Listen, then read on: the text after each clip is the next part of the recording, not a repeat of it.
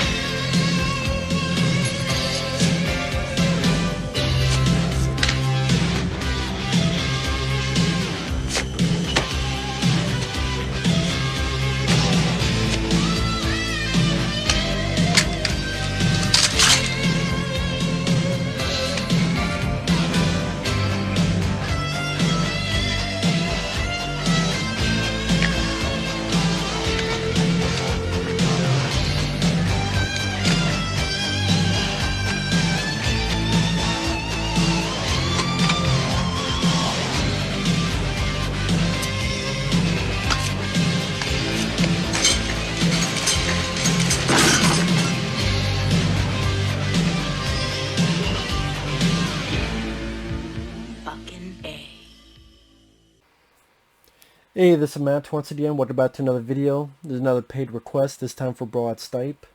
As for the film Rest Stop. Anyone that wants to send in any requests for reviews, topics, reactions, anything random, feel free to send them either directly to my PayPal or join my Patreon. Both things are down below. I will get to it as soon as I can. But Rest Stop, which there is a sequel, which that was another paid request from Broad Stipe. I don't know what the hell to say about this. I've seen this film before, so I already knew of the twist ending. And I still remembered it. This is a time where it's a torture porn type of movie, but they try to do a little bit more with it. It's a pretty simple You have a couple going to California. They have sex in the car. They're not sure where they're going to live. They almost get hit by a truck. They keep going. The girl needs to pee. Stop at a rest stop. She goes pee. She comes out. Her boyfriend is missing. She's like, what the fuck's going on? The same trucker that almost hit him before passes by, throws the boyfriend's cell phone. She realizes he's got the boyfriend. What is she going to do next? So she goes to a station. She tries to call for help. She looks on the TV. Looks like there's porn playing. Weird. But then it's like her boyfriend screaming for help. She's like, what the fuck? And then she gets in the car. The trucker comes by. Hits her in the car. She escapes. She gets picked up by this RV.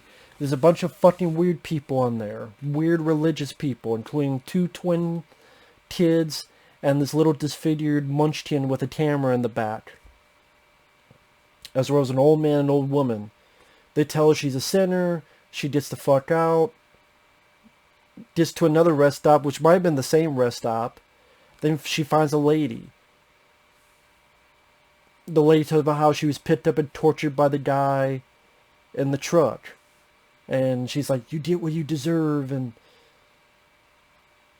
then she tries to get help. The lead comes back. The girl has disappeared. The blood that spilled disappeared. By this point, you know something's going up supernatural-wise.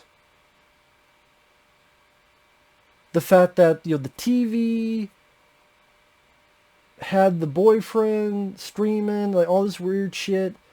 The fact that she called for help. And then you find out that the trucker who has these speakers is the same help that she called for. Okay, maybe you could chop it up to communication.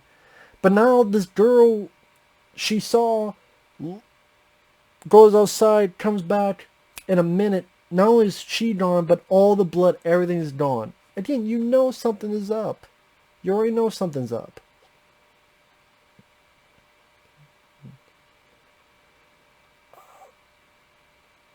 And then she sees a picture of the same girl, and it's a paper from 1971. Right then and there, you should realize that this is a supernatural. And it is. And one of the only positive things I could say about the film, because to me the film is boring, it's typical, it's forgettable. Jamie Alexander does the best she can as the lead. I do. A lot of people don't like her performance. I'm not saying it's a great performance. I'm saying with the script she's given, I think she's doing the best that she can. Jamie Alexander, she was one of the deputies in The Last Stand with Arnold Schwarzenegger. And like I said, with what she's given, she's doing the best that she can. And yeah, dumb decisions here and there. I don't blame her. I blame the writer. I think the director is the writer. And really, like, not much has happened. She gets scared by the trucker, RV of weirdos, sees a girl who disappears. Well, this is like halfway in the film. Finds a cop. The trucker hits the cop and slowly goes over the guy's legs with a truck.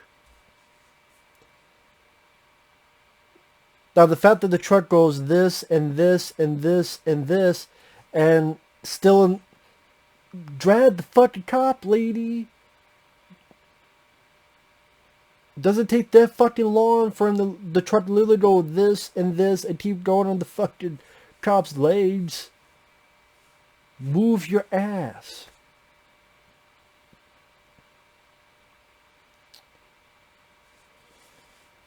And the characters, I mean, she's trying...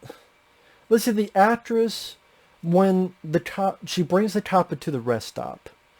And he tells about how he's going to die. And she's like, you're not going to die.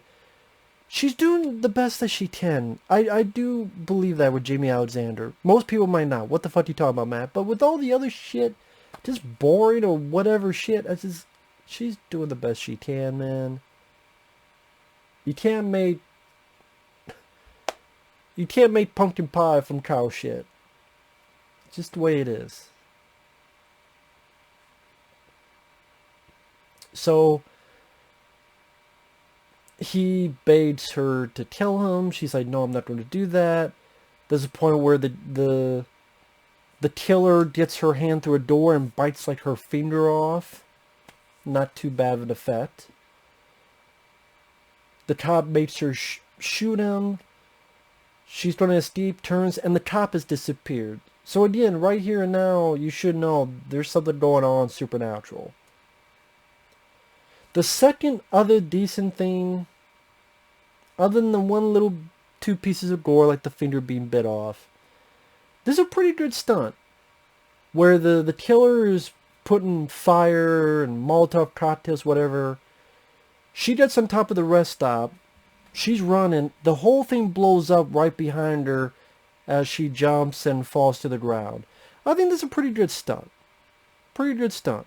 Nice, decent explosion. Deserves to be in a better movie. It does.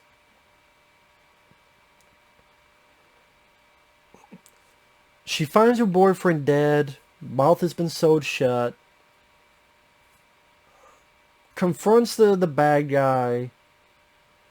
Throws a Molotov cocktail at the trucker. Seems like the thing is blown up. She wonders. There's no one in there. Turns. There's the trucker. Cut away. Then we have a new girl going into the rest stop. She thinks she saw someone, tries to get a cop. Cop goes in. There's nothing there. Leaves. We, the audience, goes in, and it's the lead girl trapped there in spirit world. Then the spirit world, they can't see her. In the spirit world, asshole, they can't see her. And then during the credits, there's a scene where the people in the RV are burying the dead body of the boyfriend. And saying stuff like, you don't tell anyone, we're going to take this to our grave. Now here's the thing. A spoiler for the second movie. Those people in the RV are already dead. They died in 1972. Which I thought was weird because in here, a missing person is from 1971, but this shit didn't occur till 1972.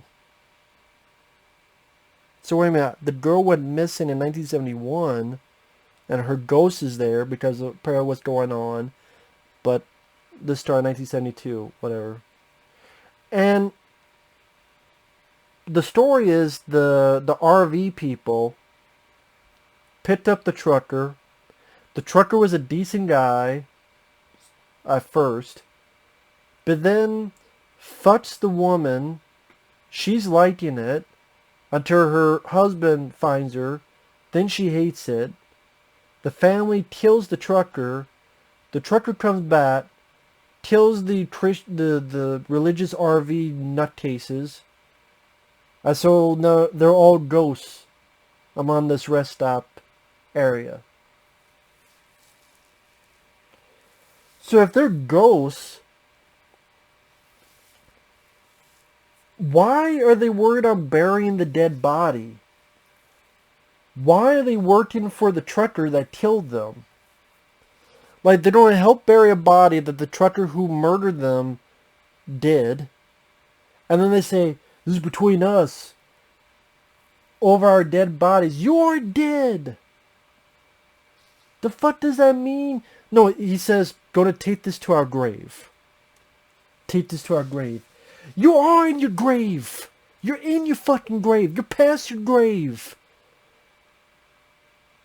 And the same guy produced the second film. Had a hand in it. Did he not remember what the fuck his movie was about? Like it fucking matters. This movie, it tries to go and the torture porn of, Saw, Hostel, all those films that was coming out at that time, which was never my favorite type of genre. The lead girl's doing the best she can, but it's just, there's not much you can do around a fucking rest stop. Maybe if you have the right director and you really build up the suspense, but then no, they gotta throw in this supernatural aspect so then anything can happen. And nothing matters. You do this, it doesn't matter. You do this, it doesn't matter. Nothing matters. The whole thing with the cop, and then the cop disappears, so I guess he never existed, or he died before already, so he disappeared, or did he die there, and then because he died, you disappear? Was that cop already dead? Or did the cop die when he made her shoot him, and then he disappeared to thin air? I don't know. Because I know the RV people are dead people. But part of me goes, what's their fucking point? Like, some dead bodies want to warn, but then, the trucker wants to kill, even though technically he's the one who got killed first. So you'd think the RV people would be the evil people, because they're the ones that, yeah, the trucker was cheating on the wife, but the wife wanted it, literally did want it. They murdered the trucker, but this is the trucker's soul. But why wouldn't the trucker hound the fucking people that murdered him? You would think the trucker would hound the souls that murdered him. Yeah, I'm dead, but you still kill me. I'm still pissed off at you, you motherfuckers. Apparently not. Apparently they're both A-okay with each other. In fact, they never even meet each other. Man, they don't meet each other in this one. They don't meet each other in the sequel. In fact, the RV helped kill someone in the sequel.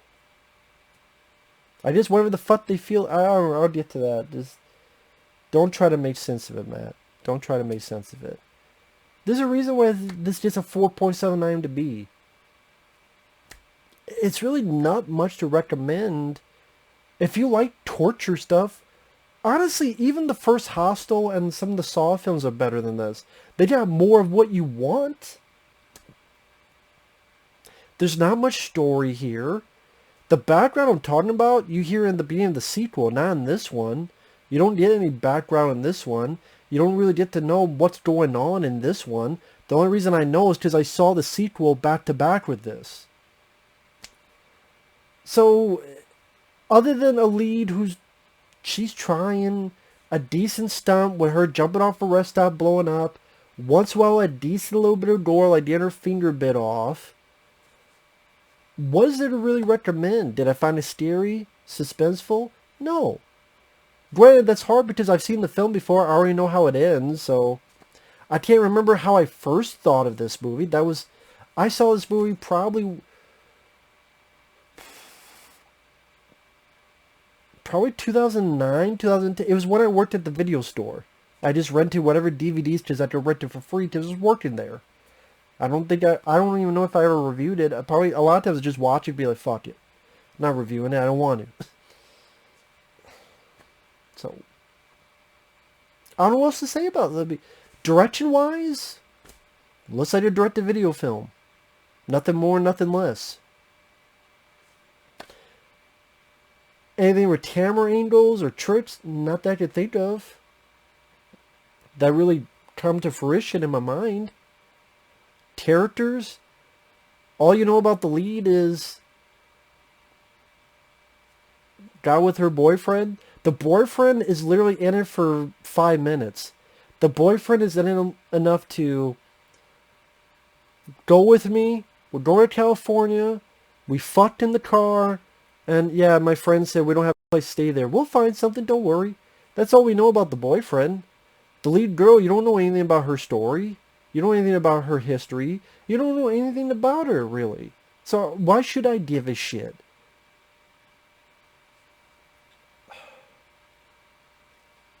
And then they try to throw this supernatural angle to be different. But then, in a weird way, I don't want to say there's no stakes, but then there's no suspense because anything can happen. It don't matter. This happens, doesn't matter. This happens, doesn't matter because there are no rules. That's the thing, there are no rules. There's no limitations. There are ways to do that well. Nightmare on Elm Street. Technically in the dream world, there's no limitations. But you know the rules. If you die in your sleep, you die for real. If you die in your dream, you die for real. There's a way to wake up. Like you get physical pain or there's ways to wake up. There's certain rules you put in there. Thanks to Wes Craven in the first movie. You don't have that in this. You don't. So.